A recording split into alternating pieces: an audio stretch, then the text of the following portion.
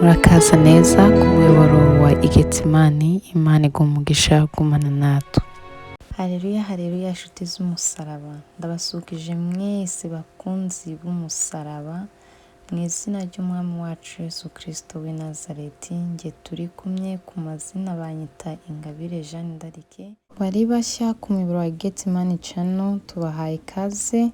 Imana y'amahoro ibaha umugisha, kandi nabo dusanganywe bakomeza gukurikirana ijambo ry'Imana ku muyoboro wa Igetsimani channel. Imana y'amahoro ibaha umugisha mu izina rya Yesu Kristo. Biseguyeho nshuti z'umusaraba, ikinyarwanda cyanjye ndago gihagije, hari aho ngera ngategwa cyangwa se amagambo ngayagoreka, ariko nishingikirije ku Mwuka Wera kari bumbashije kandi akanshoboza. Ibindi byose Uwiteka aduhane umugisha. Nanga namwe amagambo y'Imana dusanga mu gitabo cyanditswe na Dawidi, Zaburi. Ariko mbere ya byose reka tubanze duce bugufi dusenge Imana. Uwiteka Nyiringabo, Mana yera, Mana ituye ahera hirengeye, Mana itunganye, Mana ikomeye, Mana yambaye icyubahiro no gukomera. Uwiteka wikenyeje icyubahiro cyawe, indebe yawe irera, ubwami bwawe burera, nawe urera. Niyo mpamvu Yesu Kristo yavuze ngo ubu ni igihe gikwiye yuko n'abagusenga bagusenga mu mwuka kandi no mu kuri. Natwe muri aya masambere ya byose tubanje guca bugufi imbere y'amaso yawe, kuko wera ushaka n'abagusenga yuko bera batungane. Mana, umubwiriza yaranditse ngo icyo yabonye ni iki, ngo waremye umuntu atunganye. Turakwinginze utubabare, waturemye dutunganye, ariko twariyononye tujya mu jyanwa n'amaso yawe. Ndakwinginze utweze udutunganye integenge zacu nkeya, utweze utubabare ibyaha n'ibicumuro, za karande, za kamere. Weza imitima yacu, weza ubwoko bwawe.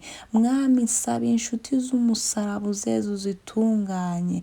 Ibiri mu mitima yabo ni weho ubizi, ariko weho udahishwa. Ndakwinginze ubagirire neza, ubeze ubababarire. Nanjye Mwami, dore nambaye inyama ibora, nambaye umubiri Mwami uvaho, nambaye umubiri utazakubona. Ndasaba ngo nanjye ugiye kuba igikoresho cyawe. Weza umutima wanjye, weza iminwa yanjye, weza amaso yanjye, weza ingingo zanjye zose, kugira ngo Uwiteka Nyiringabo imbe icyuma kigutunganiye. Ndakwinginze ungirire neza, ndakwinginze undengere, reka imbe igikoresho cyawe, kandi Mwami nguvugire ndunganye. Nzabiye n'ubwoko bwawe imitima yabo Mwami Yesu, witeguze kugira ngo Data wera ijambo bumva ryere gusigara aho baryumviye, ryere gusigara muri telefone, ryere gusigara muri televiziyo, ryere gusigara Mwami aho baribonye aho ariho hose, ahubwo baryumve ribe mu mitima yabo, ribabere igitsikamutima mu izina ry'umwami wacu Yesu Kristo. Namaganye gukora kwa Satani, namaganye imbaraga z'umwijima mu izina rya Yesu Kristo. Namaganye Mwami ibyakiyoberanya muri uyu mwanya mu izina rya Yesu Kristo.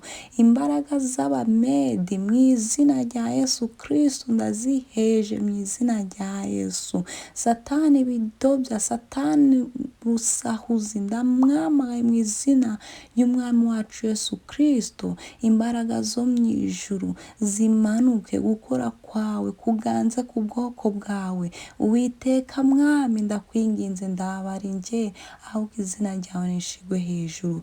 Ndagushimiye yuko wumvishe gusenga kwanjye, ndagushimiye yuko wumvishe kwinginga kwanjye. Kubw'ibyo Mwami, nyemerera nongere ngusabe, reka iri jambo Data wera rikomeza ubwoko bwawe.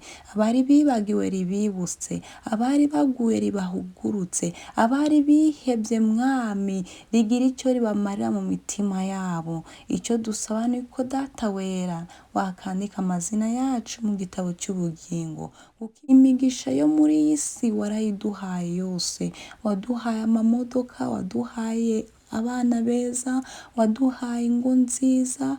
Mana ntacyo watwimye muri iyi si, nicyo duharaniye nk'uko Pawulo yavuze ngo we ngaraharanira ikamba, ngaraharanira iryo kamba kuko ngunesha wese niwe uzambara iryo kamba. Natwe muri iyi si turasanga uduhe kunesha kugira ngo iryo kamba mwami Yesu tuzabashe kuryambara. Shoboza buri muntu wese wumva ijambo ryawe, soboza mwami umwana wawe wiremeye kugira ngo yumve iby'umwuka abwira amatorero. Kandi mwami Yesu uravuga ngo ufite ugutwi niyumve icyo umwuka abwira amatorero. Turasaba Data wera ngo ubane natwe, utugire neza none n'iteka ryose. Niko nsenze nizeye mu izina ry'umwami wacu Yesu Kristo, amen. Haleluya. Imana yacu ishimye, Imana yacu ishigwe hejuru, Imana yacu yambaye icyubahiro, yambaye gukomera, Imana yacu irera. Hana yaravuze ngo mbese nirishanga rifite Uwiteka ng'Imana yabo, ndarindi ndaririho ndaryo. Imana yacu niyo iganje, Imana yacu niyo ya mbere. Uyu munsi nifuje yuko tuganira amagambo y'Uwiteka yashize ku mutima wanjye, amagambo yo gutunganira Imana. Nifuje yuko twaganira ese ni gute twahora dutungana Imana ku munsi ku wundi, ku munota ku munota, ku isaha ku isaha, ku isegonda ku isegonda. Igisubizo turagisanga muri Bibiliya. Igisubizo sinjye ugitanga, ahubwo igisubizo gitanga n'Umwami Imana. Murabona ko nashizeho amashusho abantu bameze nk'abari kwibaza, hariho n'ibimenyetso bisobanura ikibazo. Twese muri iyi si dushaka kumenya se ni gute nakora ibyo Umwami ashima, ni gute nanezeza Imana, ni gute nagendana n'Imana. Bene Data ngisoma inkuru za Enoki ukuntu yagendanaga n'Imana, munagize ute ajyanwe mu ijuru adapfuye. Njye byarandangaje, nibajije se ni gute umuntu yakiranukira Imana ku isaha, ku munota ku munota. Nicyo kibazo ngajya ngibaza mu mutima wanjye, ariko singyiteho. Umunsi warageze nsoma Bible muri Bibiliya yera, irambwira muri Zaburi gukunda umusore yatunganya inzira ze. Uwiteka dufashe, reka twinjire mu magambo y'Imana, dusome ijambo ry'Imana dusanga muri Zaburi ibice 119 umurongo wa mbere tubigeze kuri 17. Dusome mu izina rya Yesu. Hahirwa abagenda batunganye, bakagenda mu mategeko y'Uwiteka. Hahirwa bitondera ibyo yahamije, bakamushakisha umutima wose. Ni koko nta cy'ubugogi bakora, bagendera mu nzira ze. Wategekeye amategeko wigishije kugira ngo bayitondere n'umwete. Icyamba inzira zanjye zigakomerera kwitondera amategeko wandikishije. Ubwo nzita ku byo wategetse byose, nibwo ndazakugwa n'isoni. Nzagushimisha umutima utunganye, nimara kwiga amategeko yawe yo gukiranuka. Nzajya nitondera amategeko wandikishije, ndundeke rwose. Ku murongo wa 9 uragira uti, umusore azeza inzira ye ate? Azayejesha kuyitondera nk'uko ijambo ryawe ritegeka. Nagushakishije umutima wose, ndukunde ko nyoba ngo ndeke ibyo wandegetse. Nabikiye ijambo rya mu mutima wanjye kugira ngo ndagucumuraho. Uwiteka, uri uwo guhimbazwa, ujye unyigisha amategeko wandikishije. Iminwa yanjye yatekerereje abantu amateka y'akanwa kawe yose. Nanjye nishimira inzira y'ibyo wahamije, ngo nyihanywe n'ubutunzi bwose. Nzibwira amategeko wigishije, kandi nzita ku nzira zawe. Nzishimira amategeko wandikishije, sinzibagirwa ijambo ryawe. Ku murongo wa 17 hakagira ngo, ugirire neza umugaragu wawe, kugira ngo mbeho nitondera ijambo ryawe. Amen. Imana ishimye kandi Imana yacu ihabwe icyubahiro. Dusomye amagambo menshi ariko ni meza kandi yarakenewe muri bihe turimo, muri bihe bigoye, muri bihe biruhije umugenzi muri urugendo rugana mu ijuru. Ariko ibyiza no mu bibi tugomba gushima Imana, kandi igihe gikwiye no mu gihe kidakwiriye tugomba kwera imbuto zikwiriye abihanye cyangwa se zikwiriye abana b'Imana. Rero Imana ishimwe yuko ari Imana igira neza. Tugiye kuganira ibintu 5 bituma watunganira Imana igihe cyose, iminsi yose, uri mu kaga, uri mu munezero, uri mu makuba, uri mu mashimwe, wabyaye, utabyaye, wubatse, utubatse, uri mu kigeragezo, utakirimo, ugombe utunganire Imana. Turaganira ibintu 5. Icyambere kiravuga ngo hahirwa abagenda batunganye. Icya kabiri kiragira ngo hahirwa abitondera ibyo Uwiteka yahamije.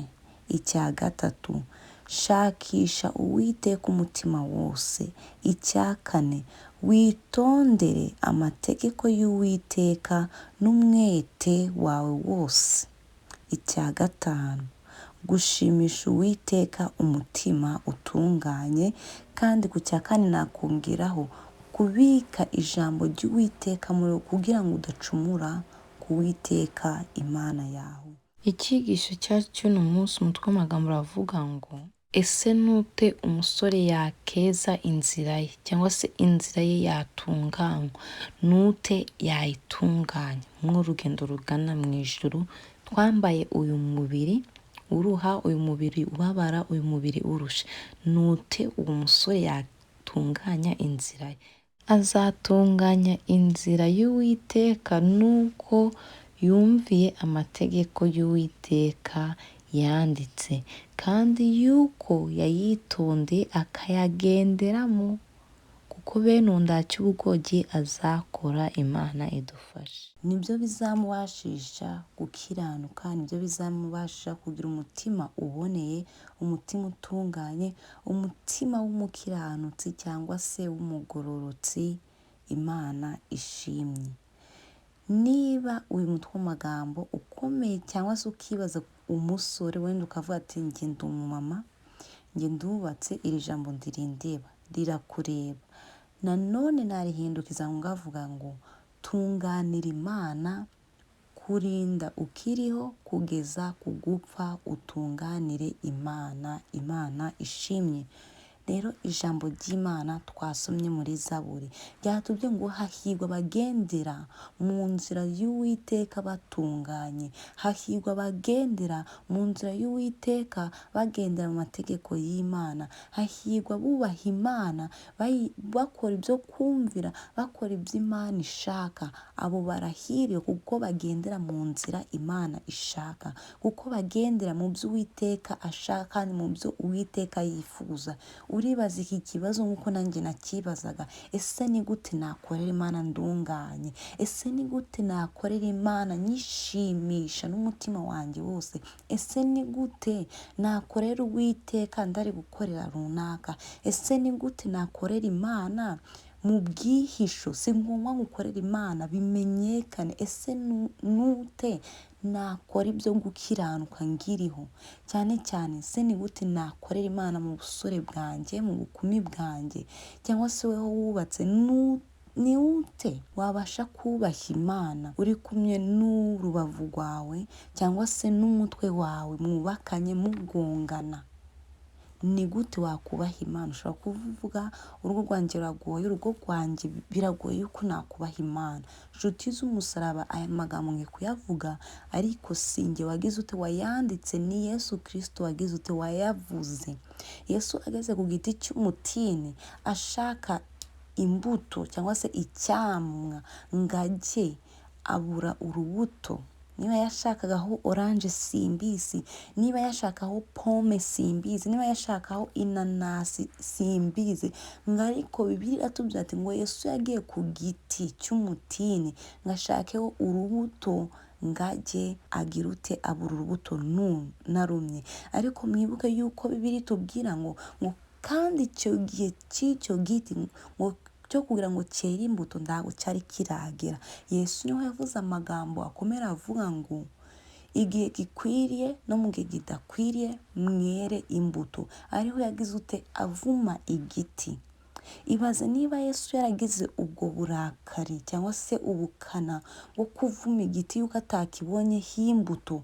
Ibaze noneho umuntu yaremye, yabumbishe intoki ze, amaboko yiwe, agafata umwanya wo kumuhumekeramo uyu mwuka w'ubugingo ari uri kuvuga. Ibaze none naza gusanga kuri njyewe Jeanne d'Arc Yesu akaza nga ndebe niba mfite imbuto. Ibaze uko azangenza. Cyangwa se wowe wibaze Yesu naza akakureba akasanga ndacyama weze, nda rubuto na rumwe weze, Yesu azakugenza ute? Niba yaravumye icyo giti ngo gihita cyuma uwo mwanya nyine, kimaze kuma ntabwo cyongeye gushibuka. Ndago ari handi muri yo bo bavuga ngo birashoboka yuko igiti cyatemwa kikongera kigashibuka. Oya sibyo, icyo giti cy'umutini cyamye cyuma. Ntabwo Bibiliya yongera ivuga ngo cya giti cyongeye kugira ibyamwa cyangwa se cyagize amababi, kuko Yesu yakibonye kimeze neza, kiryoheye amaso, gifite ibibabi. Ni nk'umukristo bukijijwe ariko ndani adakijijwe. Ese mumbabarire kuko nibanze kububatse nk'abantu bubatse bakaba bakijijwe ariko muri bo mu rugo ibintu bitagenda neza, ariko mu itorero ukabona niba abakristo n'abandi batangaho urugero. Bene data, niba muri eglise bifata neza, bakifata nk'abamarayika, ariko bagera mu ngo zabo amahembe ngo yagakomatana, yagagongana, icyo ni ikibazo. Abo ni imitini, kuko ndago bari cya giti cyo Yesu areba akavuga ati iki giti gifite imbuto. Kandi reka ngubwire, ushobora kuvuga ngo kubera iki mvuze igiti cy'umutini ngo none Yesu azaza kundebaho imbuto? Oya, iki gihe cyanone Yesu ndago ari uzaza kutugira kudushakaho imbuto. Aho abo tubana, urugero abavandimwe banje, ababyeyi banje, bene data nsengana nabo, abo ngorana nabo ku kazi, abo nigana nabo, abo ngendana nabo, inshuti zanjye, abo nibo bazaza kugira kunshakaho izo mbuto. Nibabona Jeanne d'Arc yera indimu, nizo bazasoroma cyangwa se ndi bazisorome. Nibabona Jeanne d'Arc yera lambs, sinzi uko ubwo rubuto naruvuga, ariko ni indimu isharira cyangwa lemon, murabona ko isharira. Ariko ujya oranje yumva imuryoheye, yumva imumereye neza, cyangwa se irakuca cyangwa se ipapayi, azasoroma yongera agaruke. Ariko nasanga neze iyo lambs ndago azishima, izamusharira, zumva ndaburyohe. Iyo lambs iyo nzera ni nuti, birashoboka yuko ari imivugire yanjye, ngavugira hejuru, ngavugana n'ubukana, ndatekereje ibyo nagize ngiye kuvuga, asanga bikoromekeje umuvandimwe wanjye, cyangwa se bikoromekeje ababyeyi banjye, cyangwa se bikoromekeje abo dusengana. Twitonde mu byo tuvuga. Ijambo ry'Imana ryavuze ati ngo hahirwa bagenda batunganye, bakagenda mu mategeko y'Uwiteka, kuko bene abo bazahwana na cya giti cyatewe hafi y'umugezi, kuko icyo bazakora kizagira kizabamerera neza, kuko igihe gikwiriye n'igihe kidakwiriye bazaba baragize bareze imbuto. Imana idufashe twere imbuto. Umusore, ni gute uri kweza inzira yawe? Ni gute uri gutunganya inzira yawe? Hano mu isi iyo umuntu agiye gukora ubukwe aritegura. Umukobwa iwabo bamugura ibisabwa byose, akagura yakanzu yera, kagatimba kakagura, yeme niyo yaba ari umutindi ari umukene, iyo kanzu y'umweru nabati ni ngitegeko, ni ngombwa ngayigure. Natwe turi abageni ba Kristo. Mwene data, murumuna wanje muri Kristo Yesu, mubyeyi wanje muri Kristo Yesu, ijambo ry'Imana ratubwira ngo hari abakobwa 5 b'abapfapfa n'abandi 5 b'abanyabwenge. Ese muri urihe? Uri mu bapfapfa cyangwa se uri muri 5 b'abanyabwenge? Imana idufashe. Ngigiye kiragera abanyabwenge bashaka amavuta bashira mu matabaza yabo. Abapfapfa ngira ngo baravuze ati n'ubundi turaba tuyagura tumanze twirebere movie, turaba tuyagura reka manze nyo gusura runaka, turaba tuyagura reka manze mbamagare runaka, ari appointment ngomba kumumenyesha. Bene data, igihe kizagera Imana izadutungura. Kristo yaravuze ati ngo yaba wamenyaga igihe ngo umujura azazi wawe, aribyo warara irondo, warara uhagaze ku rugi ukavuga ati umujura njye nawe turakorana. Ariko siko bimeze. Umujura aratungura, na Satani ngabereho kwica, kurimbura no kwiba. Rero na Yesu yavuze ati ngo umwana w'umuntu nawe ngazaza ng'umujura. Urupfu ndago ruteguza, ubugwayi ndi buteguza, ikibazo runaka ndigiteguza. Hari igihe bishoboka Imana kibikubwira biturutse yuko ubanye nayo, ukomatanye nayo, nigira uti ikubwira. Bene data, muze dusange Yesu, tugendere mu nzira Imana ishakwa, kuko abo bagendera mu nzira z'Uwiteka batunganye, abo barahirwa.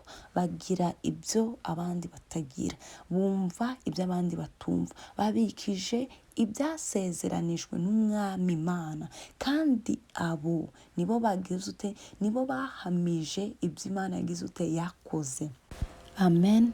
Icyo ni icyambere ngisorezaho ijambo rivuga ngo genda utunganye mu nzira y'Uwiteka. Kandi ikizakubashisha kugendera mu nzira y'Uwiteka utunganye ni kuzibwira amategeko y'Uwiteka, ugasoma ibyanditswe byera, nibyo bizakuyobora. Hano abatwara imodoka mu migabane y'isi, umuntu wese utwara imodoka, umuhanda ufite ibyapa bigeze bimuyoboye. Natwe icyapa nyacyo kitayobya inzira, umugenzi ujya mu nzira ijya mu ijuru, ni Bibiliya yera. Bibiliya navuga ati harimo ibintu byinshi, harimo ibibazo, harimo n'ibisubizo. Nibazaga se Mana ni gute nzagukorera nirinde icyaha iki niki? Hari byanabwira ati Mana iki niki uzakindinde. Ngabwira Imana mfasha, nanjye nshaka kugukora, mfite inzara n'inyota yo kugukorera. Ndazi ko icyo kibazo kiri hehe muri Bible. Umunsi umwe ngo kuri uyu murongo, umusore ngo azeza inzira ye ati. Bivuga ngo natwe Bibiliya harimo ibintu byinshi. Bibiliya ishobora kukubera icyapa ikakuyobora neza, utagize utarimanganye mu nzira ijya mu gihugu cyo mu ijuru. Imana ishimwe. Rero kandi mumenye ko iyo umuntu atwaye imodoka icyapa kimubwira speed again ari butwariremo. Niba icyapa kimubwiye twara muri 80, aratwara muri 80. Ndarajya mu 100, najya mu 100 aragera imbere polisi muhagarike imuce tikiti y'amafaranga runaka. N'ijambo ry'Imana rero iyo tugiye gukora icyaha, ijambo wasomye harigeri gukomanga mu mutima, harigeri gukomanga mutima. Ngubirika kubyo ati ngo hahigwa batahagara mu nzira z'abakobanyi, ngo hahigwa baticarana n'abakobanyi. Imana ishimwe, kuko bene abo nibaticarana n'abakobanyi bazabona ibyi Imana yababwiye. Kuko bene abo nibaticarana n'abashukanyi ndibazayoba. Ibyo bazabyirinda, bazirinda ibizira, bazirinda ibisindisha, bazirinda ibyazimiza ubugingo bwabo. Imana ishimwe. Icyo cyambere cyo navuze ngo hahigwa bagenda batunganye. Kugenda utunganye mu nzira y'Imana ni kuzibwira amategeko y'Imana, ni kuzubaha ijambo ry'Imana yavuze, ni kuzagendera mu byanditswe byera. Ariko nutambikira ukabihabanya, uzamenye ko kutahiriwe. kuko hazahigwa babandi bakoze iby'Imana ishaka, hazahigwa babandi bakomeje iby'umwami Imana babwiye, Imana ishimye, hazahigwa babandi bagendanye n'Imana mu gihe cy'ubukene, mu gihe cy'ubukire, bazakomeza bubaha Imana, bayubahishe mu bukene bwabo, bayubahishe mu butunzi bwabo, Imana ishimye. Abo rero bazamera nga cya giti cyatewe hafi y'umugezi, gifite ibibabi byiza, gihorana itoto, kandi bene uwo muntu ngo icyo azakuraho cyose kizamubera cyiza. Imana ishimye kandi Imana ihabwa icyubahiro. Tugeze ku ngingo ya kabiri ivuga ngo hahirwa bitondera ibyo Uwiteka yahamije. Ibyo yahamije ni iki? Ni amategeko n'amateka ye.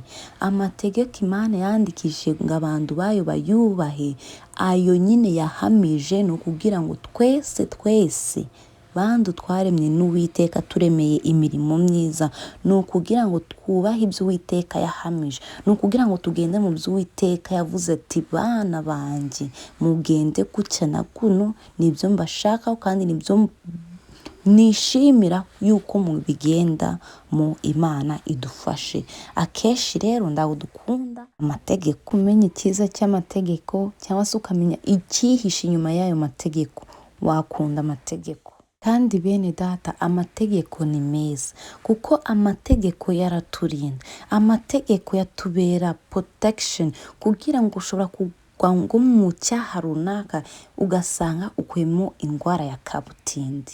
Ese kubera ko Imana yaduhaye ari amategeko 10, ndukibe, ndugasambane, ndukifuze umugore w'abandi, ndukifuze inga ya mugenzi wawe, ndukifuze,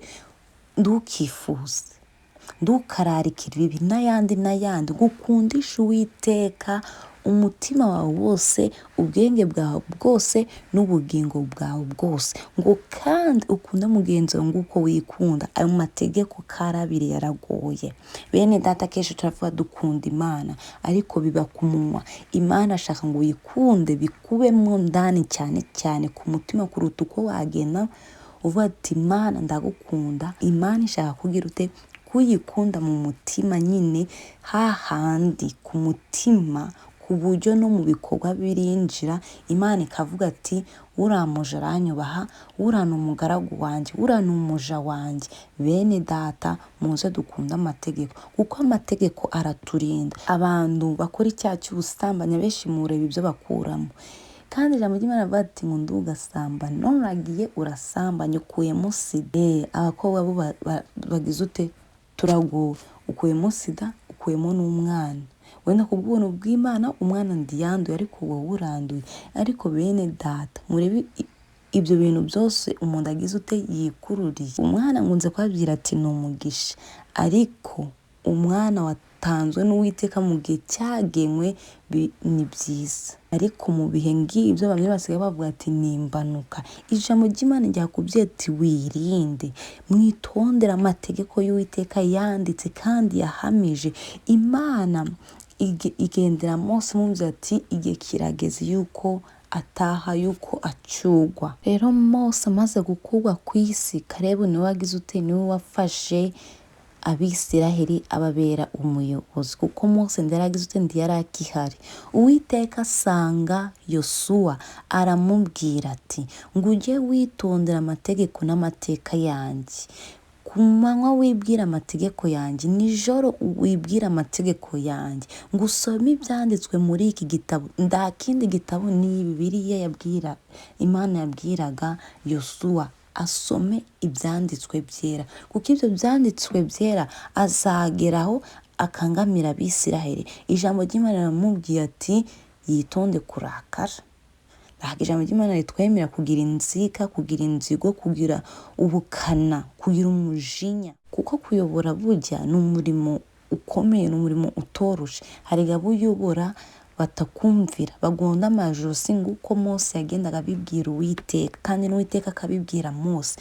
Rero bene data, niwibwira ibyanditswe byera biri muri iki gitabo cyahumetswe n'umwuka w'Imana, uzagenda neza. Aho uri wicaye uzasoma ijambo ry'Imana, aho uri ugenda uzibwira iby'Imana, uzaba utwaye wibuka ineza y'Imana, uzaba wicaye mu iteraniro umere nka Dawidi nawe avuze ati Mana ngo nzahagara imbere y'iteraniro ryawe mvuge gukomera kwawe. Ese wowe aho uhagaze ubuvuga uti? Ubuvuga ndi? Mubo mwicaranye ninde uba uri kuvuga? Mubo uganira ninde uba uri kuvuga? Ese iwanyu uba uri kuvuga ndi? Imana idufashe, muze tugire ute twitondere iby'Uwiteka yahamije n'amategeko n'amateka, twibwire ijambo rye. Irya gatatu, shakisha Uwiteka umutima wawe wose. Itegeko ry'Imana ngira ngo rya mbere risumba ayandi yose, atari uko yagize ute yarutanywa. Sinjatse kuvuga ngo ndishize hejuru. Yesu yaravuze ati amategeko yose namye ngo uwishe rimwe muri ayo ngazamenye ko ayandi yose agize ute ayishe. Iryo tegeko riravuga ngo ukundishe Uwiteka Imana yawe umutima wawe wose, ubwenge bwawe bwose n'ubugingo bwawe bwose. Ese mwene data, nshuti y'umusaraba, wowe wabatuwe mu byaha, wowe wakuwe muri cya gihugu cy'i Babuloni, wowe wakuwe muri cya gihugu cyo muri Egiputa, aho wakoraga ibijyanwa n'amaso y'Uwiteka, unywa inzoga uko ushaka, ujya mu maroji, ujya muri boîte de minuit, uvuga amagambo uko ushaka, wambara imyambaro uko ushaka, ujya ibitaribwa, nyine babandi bagendera mu nzira zigize ute zigoramye. Ariko ugiriwe ubuntu, nanjye narabugiriwe, dukuwe muri iyo nzira, dushizwe mu nzira yera yo kwera no gukiranuka. Ese turi kubaha Imana? Ese turi gukundisha Uwiteka n'umutima wacu wose? Ese turi gukundisha Uwiteka Imana n'ibitekerezo byacu n'imitima yacu yose n'ubugingo bwacu bwose?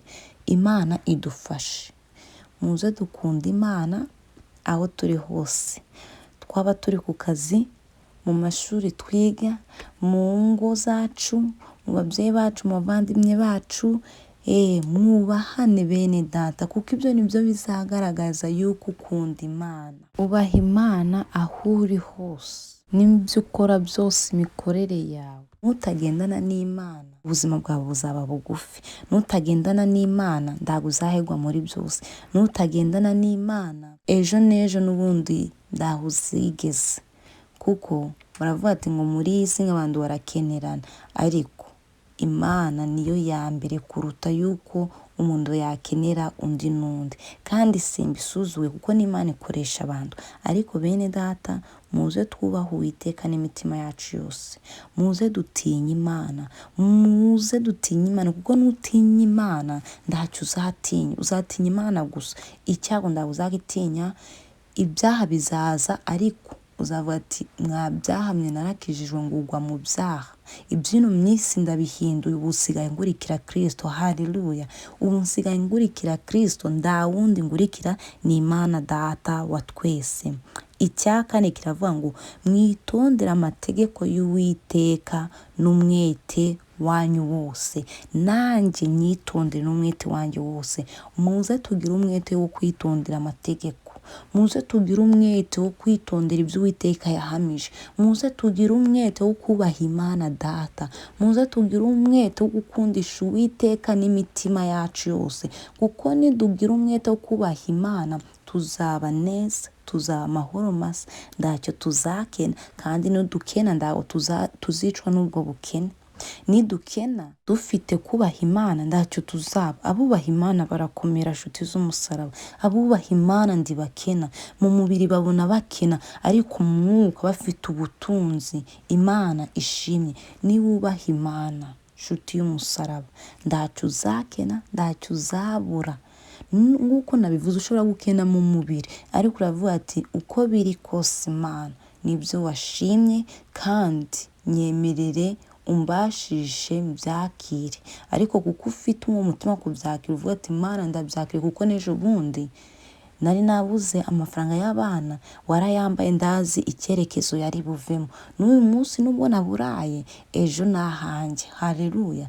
Dawidi yaravuze ati ngo birashoboka yuko wararira amarira, ukarara wiseguje amarira, ariko igitondo kigagira uteyemye imbundu zikavuga Imana ishimye. Rero bene data nshuti z'umusaraba, nabibutsaga nanjye niyibutsa kubw'ijambo ry'Imana ritubwiye ngo twitondera amategeko y'Uwiteka n'umwete. Bene data, ikintu cyose umuntu akoranye umwete kigenda neza kandi ubuzima bukamera neza. Iyo ukoranye umwete, umwami Imana arakureba akavuga ati uyu muntu namubyazamo iki? Umusaruro. Imana ishimye. Muribuka yuko Sawuli ataraba Pawulo yicaga ubwoko bw'Imana, yakiraga umwete. Sinzi ibyo Imana yamutekerezagaho, ariko navuga ngo Imana yarebaga umwete wo Pawulo afite kwica ubwoko bwayo. Abase uyu muntu ageze mu byanjye ndiyabikora neza. Haleluya. Kandi yabikoze neza.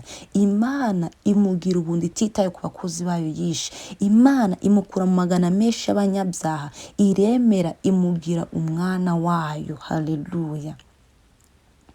Iremera imugira mu mubare mubo yapfiriye, imugira umwana wayo. None inzandiko nyinshi dusoma zidukomeza, zituma dusingira natwe ibyo Kristo yadufatiye. Si za Pawulo zidukomeza muri uru rugendo, si we wazanditse, afashijwe n'umwuka wera, kuko n'umwuka w'Imana wabimuhaga akabyandika. Imana ireba uwo mwete akoresha ari mu byaha, aravuga ati uyu muntu umushize mu murimo wanjye ibintu byagenda neza.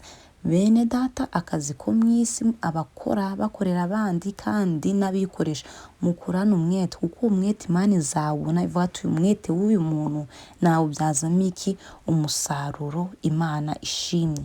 Nimuze dukore neza, nimuze tugandukire Uwiteka, adutume hose tujye kubwira abasaraye, tubabwire ubutumwa bw'Imana, tubabwire yuko Yesu agira neza, tubabwire yuko ubwami bw'Imana bugize uteyemye. Ubwami bw'Imana buratwaranirwa, kandi iki gihe tugezemo ni icyo kugira urute, cyo gushaka amazi cyangwa se cyo gushaka ibyadutungira ubugingo, kugira ngo nitugera muri bya bihe bikomeye, kugira ngo nitugera muri cya gikombe cya bake, kugira ngo nitugera muri bya bihe twapfishije bene wacu, abacu batuvuyeho, tuzakomere.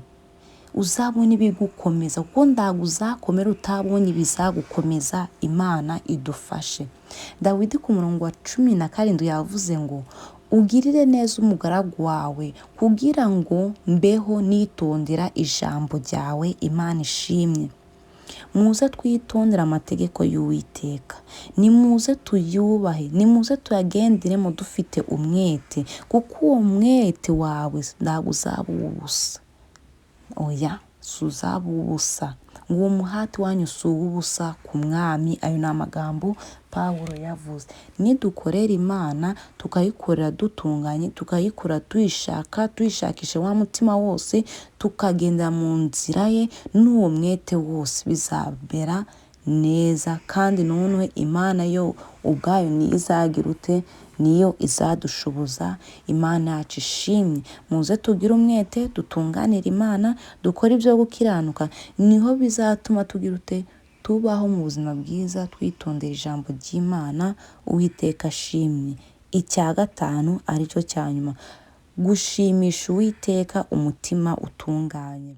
Kenshi abantu mu itorero turwanira gushima Imana, kandi imitima yacu itagize ute? Itatunganye. Uwiteka adufashe. Ndashaka kubibutsa yuko ijambo ry'Imana rivuga ngo ndago Imana yishimira ibitambo, ndago yishimira ibitambo byoswa, ibimasa, iki. No, Imana yishimira umutima utunganye, kuko umutima utunganye bene undi izawusuzugura. Umutima umenetse Uwiteka ndago azawutesha agaciro.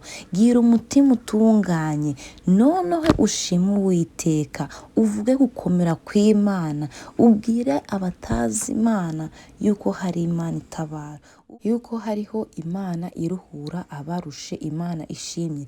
Dawidi yavuze ngo iminwa yanjye yatekereje abantu amateka y'akanwa kawe yose, nanjye nishimiye inzira y'ibyo wahamije ngo bihwanye n'ubutunzi bwose. Dawidi yashimishije Uwiteka umutima utunganye. Dawidi yashimishije Imana umutima uboneye. Dawidi yashimishije Imana wa mutima wagize ute? Witondeye amategeko n'amateka y'Imana yandikishije, y'Imana yahamije. turasabwa kubaha Imana. Noneho ibyo bimazi by'amashimwe tukabizana imbere y'Imana. Ndago intoki zanduye zaguha ikigori, ndago intoki zanduye zaguha ibiryo ngo urabirya. Imana bene data reka mbabwire, ndaga Imana ari umushonzi. Twe abantu birashoboka twabifata tukabirya, ariko Imana ndishaka ibiryo byanyu bigize ute byanduye. Ndaga Imana ishaka ibiryo byanjye bigize ute byanduye. Ibiryo by'Imana ni amashimwe. Tunganya umutima wawe uboneze, noneho uhereko ushimye Data wa twese uri mu ijuru. Tegura ishimwe ryawe, uvuga Imana, uvuga ukwiri kandi uvuge gukomera kwayo. Hari igihe duhubuka tugahubukana amagambo, ugasanga duhagaze imbere y'iteraniro turi kuvuga amagambo, wenda umwanzi agize ute abibye urukumbi muri twe, turahubutse tuvuze amagambo dukoromekeje bande bene data. Bene data muze twitonde, tugire imitima iboneye, tugire imitima yubaha Imana, tugire imitima igenda mu nzira zigana Siyoni, imitima Imana ishaka. Dawidi yavuze ngo azashimisha umutima utunganye, ngo namara kwiga amategeko yo gukiranuka. Ese wowe wiza ngahe? Cyangwa se njye niza ngahe? Imana idufashe idutabare. Iyi nzira mu ijuru ndiyoroshe, kandi Imana ishimye yuko yashizeho ubwoko bwayo ku isi, kandi idushiraho n'amategeko kugira ngo atuyobore muri iyi nzira. Bene data birasabwa yuko aho urupfukama tugasenga Imana, kuko Yesu yatubereye umuhuza n'Imana. Njyewe n'Imana, hagati yanjye n'Imana hariho umworera. Umworera wazanywe n'iki? N'icyaha njye nakoze. Umworera wawe hagati imbere n'Imana n'iki? N'icyaha wakoze. Ariko Yesu yaraje kuba umuhuza wanjye n'Imana. Imana ishimye. Ubu sindiki kure y'Imana, oya, naho ndi kure y'Imana. Kandi nubwo ingoyi zituboshe, ariko y'amaraso arahari. Ariko bene data mwere kuyakereza, hari igihe Kristo azahaguruka ku ntebe y'imbabazi, abantu tugagira ute tugakogwa n'isoni. Ariko ndababwiza ukuri yuko nimuhaguruka tukitondera ibyo Uwiteka yavuze, ntabwo tuzakogwa n'isoni. Umurongo wa 6 watubwiye ngo ubwo nzita ku byo wategetse byose, nibwo ndazakogwa n'isoni. Kandi bene data, abagendera mu nzira y'Imana batunganye, ngo nta cy'ubugogi bakora, nta bujiji bakora, nta kibi bakora, ahubwo bagira ute yemye bitondera amategeko Uwiteka yandikishije. Uwiteka dufashe twitondera amategeko n'amateka ye. Mu gitondo witondere amategeko Uwiteka yandikishije, kandi nuyitondera Uwiteka ntabwo azagira ute, ntabwo azakureka. Dawidi yavuze ngo nzajya nitondera amategeko wandikishije, ndundeke rwose. Nuyitonda ndaga Imana izakureka, nuyitondera uzagendana n'Uwiteka, nuyitonda ndaga Imana izagusiga ndizaguhana, aho kuzakumatana nayo ubane nayo. Imana ishimye. Uko niko wagira ute wakeza inzira yawe, musore, mubyeyi, mugabo, mwana muto. Uko niko wakeza inzira yawe. Genda utunganye, itondera amategeko y'Uwiteka, shakisha Uwiteka umutima wawe wose, witondera amategeko ye n'umwete wawe wose, kandi ushimishe Uwiteka umutima ukiranutse. Aho niho uzabasha kugira ute kweza inzira yawe, kandi uzayezesha iki? Kwitondera amategeko y'Uwiteka, kwitondera ijambo ry'Imana.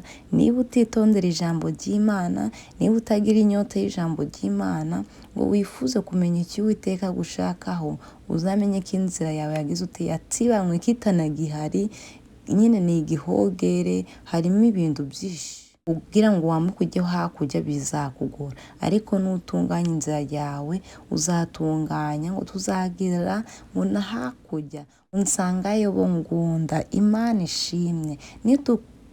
Nitwitonda amategeko y'Uwiteka tuzambukana rwa ruzi. Nitwumvira inzira y'Uwiteka tuzagendana n'Imana. Bene data muze dukiranuke ku munsi ku wundi. ibihe byose dukiranukire Uwiteka kugeza gupfa. Mu busore bwawe wubaha Imana, mu busore bwawe ukora ibyo gukiranuka, mu bukumi bwawe naho bibutyo, wowe wubatse bibutyo, nawe utarubaka bibe bityo. Kuko nukiranukira Imana uzagenda mu migambi y'Uwiteka, uzamenya icyo Imana igushakaho.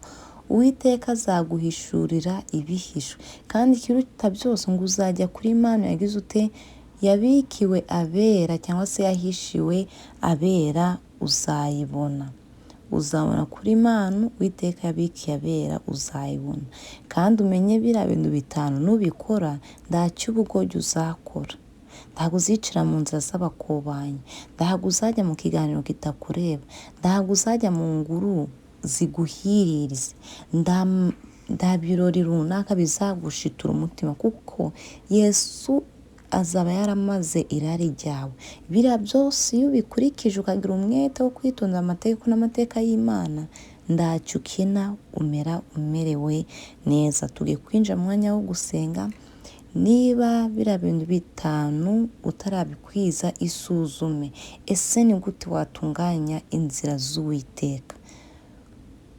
Ni ugusoma Bibiliya, atari ukuyisoma nk'ikinyamakuru, atari ukuyisoma nk'uko dusoma ibitabo byo mu ishuri cyangwa se ibitabo runaka, atari ko usoma ibinyamakuru, ahubwo risome. Niba unasoma Bibiliya ndiwumve, saba Imana igusobanurire. Umwuka wera twaramuhawe, nicyo abereweho, nicyo twamuherewe, kugira ngo ibyo tutazi abitumenyeshe.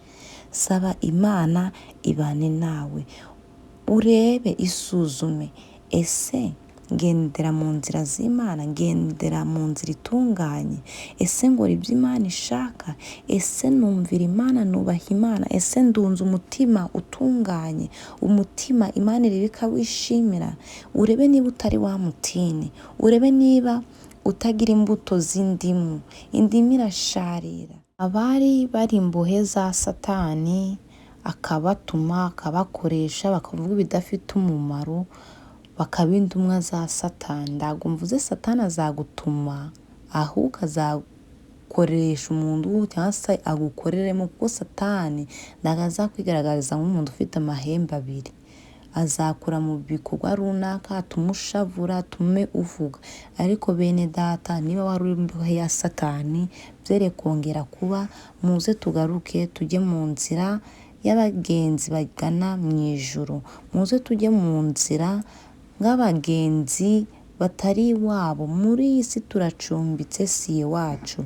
Tugiye kwinjira mu mwanya wo gusenga, dusabe Imana aho twatambikiriye itubabare tweze, kandi dufate ingamba, dufate icyemezo cyo guhindukira, uve muri Babiloni, uve muri Egiputa, uve muri Ashuri, ujye mu nzira igana i Siyoni, mugwa wera. Ngwino winjire mu rugo rw'Imana, inyuma ni habi. Ngwino winjire, ngwino winjire mu rugo rw'Imana, inyuma ni habi. Ngwino winjire, musore nawe, ngwino winjire, inyuma ni habi yo.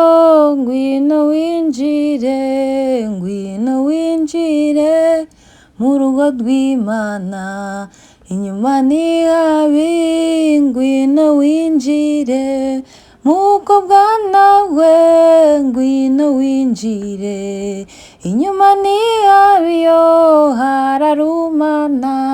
Ngwino winjire mu rugo rw'Imana, inyuma ni habi. Ngwino winjire, wowe uruhijwe n'ibyaha. Ngwino winjire, Yesu atanga amahoro. Ngwino winjire mu rugo rw'Imana, inyuma ni habi. Ngwino winjire, babyeyi mwese muze mwinjire, inyuma ni habi yo, hararumana. Ngwino winjire mu rugo rw'Imana. Inyuma ni habi, ngwino winjire, wowe ushaka ubugingo ukaba ushaka amahoro, ngwino winjire, ni Yesu bitanga, ngwino winjire mu rugo rw'Imana. Inyuma ni habi, ngwino winjire, inyuma ni habi, ngwino winjire, inyuma ni habi, ngwino winjire, ngwino winjire, nshuti za Yesu, muze mwinjire mu rugo rwa Data. Mwebwe murushe muze mwinjire, inyuma ni habi, inyuma hararumana, nta cyiza cy'inyuma. Inyuma ni habi, muze muri Yesu, Yesu abaha amahoro, Yesu abagirire neza. Yemwe abarushe n'abaremerewe, nimuze kwa Yesu abaruhure. Wowe uruhijwe n'ibyaha, wowe uruhije n'icyaha runaka, wewe uruhijwe no kutabona ibitotsi, wowe uruhije no kutabona amahoro yo mu mutima, ngwino kwa Yesu. Kwa Yesu hariho amahoro, amahoro atanga. Muri iyi si ntitwayagura, amahoro atanga ngatemba ng'uruzi. Kandi undi muririmbyi akaririmba ngo kw'iriba rya Yakobo ngo ni kure, kw'iriba rya Yakobo ni kure, ngo kandi iryo riba ngo ni rirerire. Kandi iryo riba ryari rirerire cyane, ariko turashima Imana yaduhaye iriba ryiza kandi ritunganye, ni irya Yesu Kristo. Kuko iryo riba rya Yakobo wanywagaho amazi yagiraga inyota, ariko Yesu yavuze ati ngo amazi atanga ni amazi amara inyota, irari rikavaho, irari rigashira. Yewe wari uri umusinzi kabuhariwe, umusambanyi kabuhariwe, umujura, yemwe umujura, gwimbi, abo bose bageze kwa Yesu abamara inyota. Reka dusenge. Uwiteka Nyiringabo, ndagushimiye kandi ndaguhimbaje, ndagushimiye kubw'amagambo yawe uduhaye muri uyu mwanya, kugira ngo twibuke yuko tutari iwacu. Aha turi mu isi turacumbitse, iyi si si iwacu, si gakondo yacu, ngabera tuzataha. Ngo naho ngo inzira ngo habamo byinshi bikatugwanya, ariko ndi tuzagwa. Ngo kandi ngo naho umugenzi yaba umuswa ute, iyo nzira ndazayiyoba. Ndagushimiye kuko uri Imana igira neza, ndagushimiye kubwo dukunda. Amagambo yawe ari kutwibutsa yuko tugomba gutunganya inzira zacu, kuko ubwami bwawe buri bugufi kandi dore buregereye, kugira ngo uzutware umugeni wawe. Turasaba Mwami utugire neza utweze. Uyu mwanya ni uwuduhaye kugira ngo tumese ibishura byacu, tumese imyenda yacu yera, kugira ngo Kristo nazaza kureba umugeni we aribo batwebwe azasange twiteguye. Mana uzaturinde kwanga abakobwa 5 b'abapfapfa, kandi uzaturinde kuzabanga wa mugaragumye wagize ubwoba ataba itarage. Mwami uzaturinde bene ayo madayimoni mu izina rya Yesu Kristo. Ngweretse abahindukiye bagire neza kandi ubabashishe, ubaha imbaraga zo gutsinda icyaha gisa nacyo, ubarinde kugendera mu nzira y'ubugogi mu izina rya Yesu. Twasomye ijambo ryawe Data wera, ngo hahirwa bagenda batunganye, bakitondera amategeko yawe, kuko bene abo bazahirwa, bazagirirwa umugisha. Bene abo uzabiyereka, bene abo ntacyo bazakina kuko bazaba bagufite. Kandi Data wera, ngo bene abo ngo ntacyo ubugogi bakora kuko bitondeye amategeko yawe. Babarira Mwami bagendeye mu nzira zinyuranye, babarira bakoze ibijyanwa n'amaso yawe, babarira Mwami batabashije kwihangana, babarira abubakanye batagendeye nk'uko ushaka, babarira abasore n'abakobwa Mwami, barira abana bato. Weza ibyaha byacu byose n'ibicumuro byacu, utubohore, uzaturinde kuba hanze, kuko hanze wazaba imbwa n'abarozi na sekibi. Uturinde mu izina ry'Umwami wacu Yesu Kristo. Kandi umubiri twambaye si uzakubona, turawusiga tukawita, ariko uyu mubiri ngo uzaba uruveho. Ariko hawundi uzakubona tukamwicisha inzara, data, tubabare kandi utweze udutunganye. Ndakwinginze abaciye bugufi bagire neza, ubahe imbaraga zo gutsinda Satani n'ibibi byose mu izina rya Yesu. Iha umugisha ubwoko bwawe abakiriye ijambo ryawe, kandi ndasenze ngwinginga iri jambo Mwami urikomeze mu mitima yacu,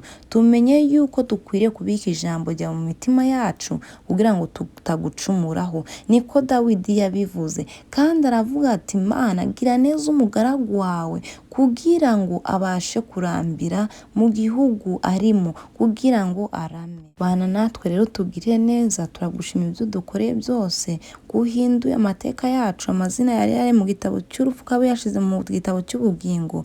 Ushimye, amahoro yawe atuboneko twese mu izina ry'umwami wacu Yesu Kristo w'i Nazareti.